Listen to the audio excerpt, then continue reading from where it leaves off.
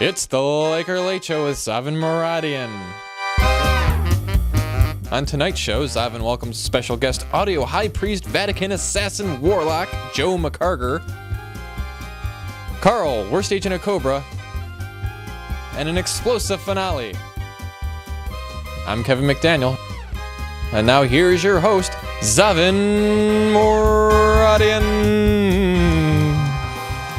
Welcome to the recent episode of the Laker Late Show. It's our season finale. We are back. I'm excited right now. You know, we had some bumps and bruises along the line this season, but we're going to end it up with a bang. You know, we're going to go out with a bang this season. We've got Supreme Audio Ninja, Joe McCargar, coming on the show today. So I'm really excited for this one. Kevin, you look absolutely comfortable right now. Hell yeah, man. I miss this couch. It feels good to be back, doesn't it? Most definitely, bud. Most definitely. Whew. So, Zavin. Yeah. I have to know. All right. What is this little finale that you've cooked up for us? Well, it's a surprise, and I can't tell you right now, bud. I really wish I could, but I can't. Come on. I can't. Not even a clue? I saved your ass from Fender last episode. You got to remember that. You did. I kung fu'd him. You did. You. Oh, yeah. Oh, you're right. Okay. See? Okay. Let's just say there is a stunt, Okay. and GVTV President Ben Perry spared no expense. We actually have a Hollywood bigwig out here right now. Yeah, I know, right? He designed it. He's going to supervise it. Really? Who? Honestly, I can't remember his name. I think he's French, but I'm not sure entirely. Jean-Luc Godard? No. Francois Truffaut? No. Jerry Lewis? No, not him either. No, Come on. It'll be Kevin. No, just anything else? it'll be fine. It'll be fine. Don't worry about it. Just don't ruin the surprise for everybody. You will find out in time. It'll be good. All right. Yeah. All right. If you insist. Don't be all bummed out right now, Kevin. It'll be fine. There's a whole show waiting for you. Just to grasp it by the horns. It'll be fine. This is true, and you know, it could be worse. We could actually be under the rule of an evil serpent-themed dictatorship right now. You know what, Kevin? You took the words right out of my mouth. Really? Yeah. It's almost as if somebody had planned this conversation to go in this very direction.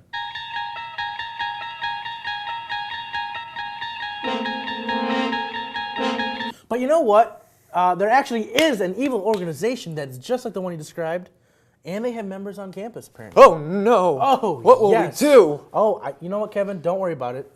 It's going to be okay. They're actually more of a threat to themselves than they are to others. Really? I know, kind of awkward. But yeah, we were really lucky enough to, one of the members let us follow him around with cameras. Very cool. Yeah, so we can see what life in that organization would be like. So, do you want to take a look at it? Yeah, sure. All right, cool. Go, gadget sketch player.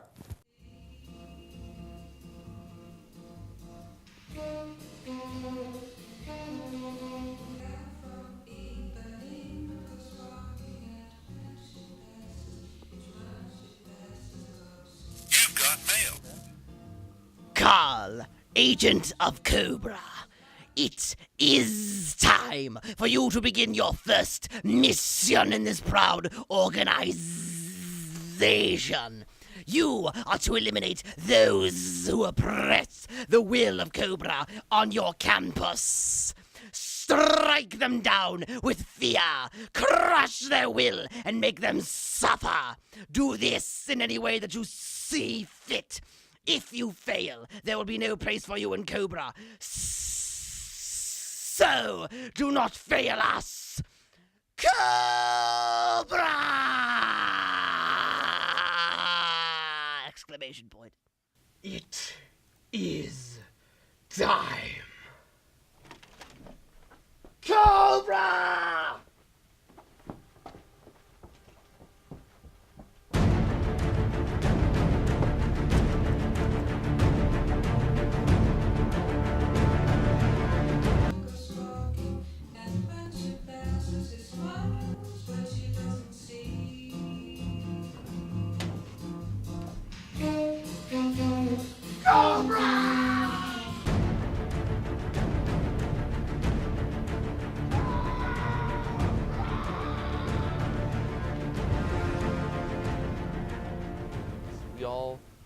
are spiders waiting to hatch with 8 legs each. Every person, 8 legs. What's your problem, man? Surrender to Cobra or suffer a fate worse than death. Like what, wearing that ridiculous costume? No thanks. Yeah, so like I was saying, Stan Lee was making a comment about the human condition, and like, Fear us, foolish citizens! Cobra! it doesn't... Man, I liked G.I. Joe before it was cool. Shut up, Doug.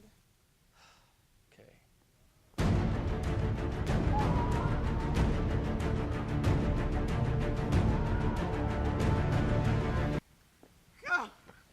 Cobra! Cobra! Yo, Joe!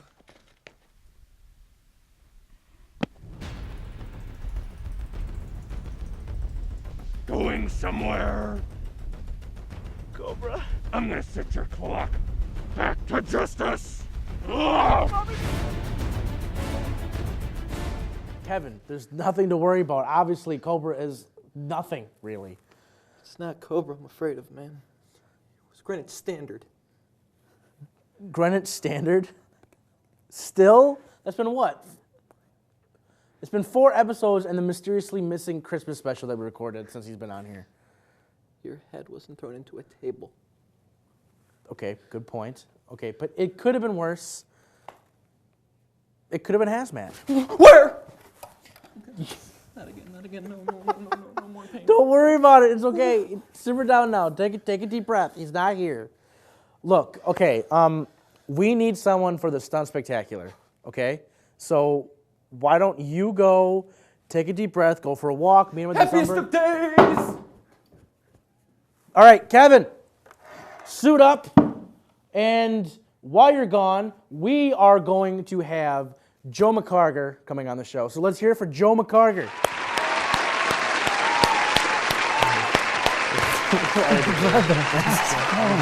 Nice to see you. All right, Is this Joe. good? Can I be Yeah, here? just Can go I be ahead, right take there? a seat. Okay. You're good. You're good. So Joe, audio. Yeah. I'm a film student. Kevin's a film student. Yeah. So it's more a combination of visuals and audio. What made you get into? What got you into the audio part of everything? Well, thinking about this, there was always music in my house, and my mom was a piano. She took piano for 13 years. They always had jazz playing. I think that's where I learned to listen. I learned to memorize things, and when I decided to go off to school, and then one day I was sitting in my bedroom with this little plastic turntable. It was a record player with a little 6-inch speaker in it, and there were this black vinyl thing that you may have heard about that goes round and round. You put a tone arm on it. Yeah. And on the I had acquired this record jacket, and there were 4 men staring out from me from the jacket, and I realized, listening to them and looking at them, that's what I wanted to do. I had just, the Beatles had captured my imagination. Fast forward a couple of years, and I had been involved in musical groups, bands, and throughout high school. I'm sitting in my dorm room at Central Michigan University, lower level, Emmons Hall, and I'm eating a submarine sandwich from the local pizza place, and I get this phone call, and it's one of my brothers in the band saying, "Joe, we just got signed with Capitol Records." That's a big deal. And the reason I can describe it so well is because it really was. Right, a big deal. And from there on out, I got this experience of, as an 18, 19, 20-year-old, of going to New York, recording in A&R studios, in the Capitol studios, like the main room with the 40-foot ceilings, beautiful microphones. And at that point, I was the singer in the group, but there was another guy who was actually a better singer than I was, And after the group disbanded, our contract ran out, long story. He went on to do a lot of other things. We had 2 national releases. We were truly just a second or third tier band in the Capitol lineup, and it never went much beyond that, although we did produce a beautiful song called The Winds of South Chicago. If you look that up on your various search engines, it's absolutely stunning piece of music. At any rate, that went over with, and I reverted to my plan B, which was graduate school and teaching, because I had got my BS in education. I went out to Montana, got my first teaching gig, and the whole time I'm corresponding with my former bandmates. And one of them joined this kind of media company, which was called Communicators Workshop, which then became River City Studios. And when I came back after this 2-year appointment, my friend Steve said, "You want to be involved in this studio?" I mean, you know, just lightning bolt from above, total luck. Right. And that studio, having had this experience of being in New York studios and seeing what the engineer was doing and understanding the recording process, kind of the workflow, I kind of moved into becoming I call it a sound recordist, but people call it a re-engineer or whatever. And I kind of learned on my own. I read a lot of books and I began recording. And so the practical experience was in music, but really my degrees in college were more communications degrees. And so that's kind of how communications and listening and the technical aspects and music all kind of got wadded together up here. And in 1980, I got a call from Grand Valley saying, "Would you teach this one course?" Well, that just went on. And so I've been on this parallel track of being a sound recordist at River City Studios, doing some independent work, and then teaching here. Okay. So that's how it all happened. And at River City, Yeah. you don't just do bands. You do bands, you do Right. books on tape, you do commercials. Everything audio. That was Okay. the idea to start out with. And if you understand the business side of it, there's no, in this size market, there's no business that can survive on just doing bands or just doing film sound or just doing any one of these basic categories. You have to do it all, and every room in the building has to make money in order that, you know, that you can be successful. This is May in 2012 will be my 35th year. Oh, wow. Yeah, so Successful. I've grown old in that, you know, whole environment. So Not yeah, old, yeah, but well, slightly aged, shall we say? Yeah. So like a fine wine. Yeah, Like a fine wine, or Heather. I like to think so. I like to. Yeah. So anyway. Yeah. Anyway, okay. Well, musicians are all eccentric. There's got to be some stories from River City that stood out. There was a group of men, 3 guys from Ireland that came in. They were on tourist visas, and they thought that they could actually kind of get work on the side, and it didn't work. There were enough things in place that they couldn't get work, and so they decided, hey, let's at least get something done here. Right. And so they came into the studio, and these guys were, first of all, they were amazing. They were very good and super original. The other thing was that they were just like high energy, you know. And so they get going. They did 3 songs. One of them, which was a song that I just really, the title, called Car Independence. Okay. And it's basically about a young guy getting his wheels for the first time. That's kind of cool. And it was kind of rockin', you know, Irish thing. Anyway, so the night is going on, and their energy level is really getting up there. And all of a sudden, one of them reaches into a bag and pulls out a bottle of Courvoisier cognac. Yeah, Courvoisier. Courvoisier, yep. Yeah. And that disappears, and then out comes another one. And 2 of them? Oh yeah, I mean, I think they drank 2/5 of Courvoisier, and then one of them would like disappear out of the room, and he would come back doing this type of thing, and so I'm kind of getting the feel of what's going on here, but the energy is just going up and up and up. And again, it's like you don't want to interfere. They're having a great time, but I think it was 5:15 in the morning when I got out of there. And, I mean, I was good, I didn't partake, but I mean, I was like 3 feet off the ground. And it was just one of those, it was a magical night. It was really good, and it was an unusual case where them getting really smashed, their abilities or the inspiration actually got higher. So, oh wow! But that was back in the day, that was in the early '80s when some of this stuff was more accepted than it is now. But so Well, anyway, it's all good. Thanks for coming on, Joe. I really appreciate it. I am delighted. I'm honored. I mean, talk about a ninja. But you're Joe McCargar. No, you. No, you. No, no, you. You. Anyway. Okay, anyway. Fine. Yes. Well, we're gonna go to Kevin. Would you just stay here and watch this? This is gonna be big. This is gonna be really good.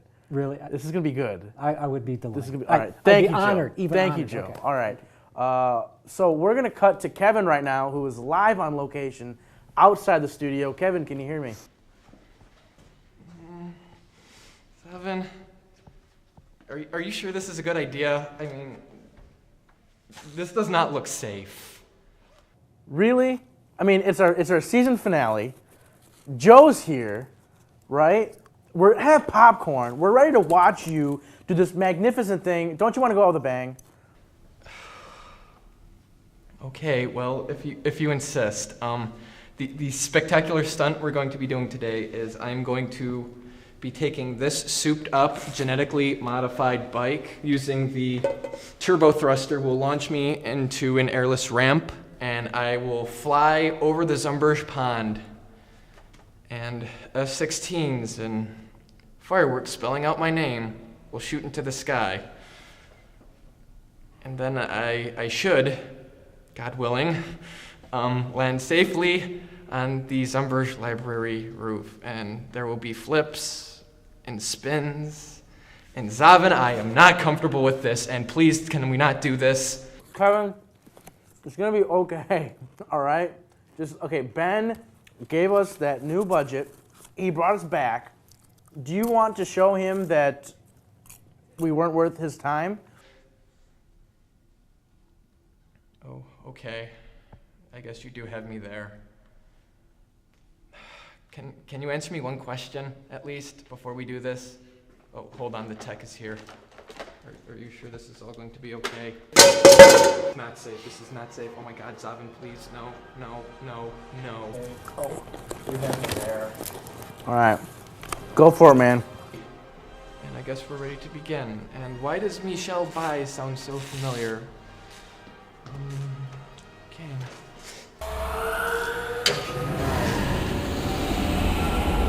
It's not Michelle Bai, you idiot! It's Michael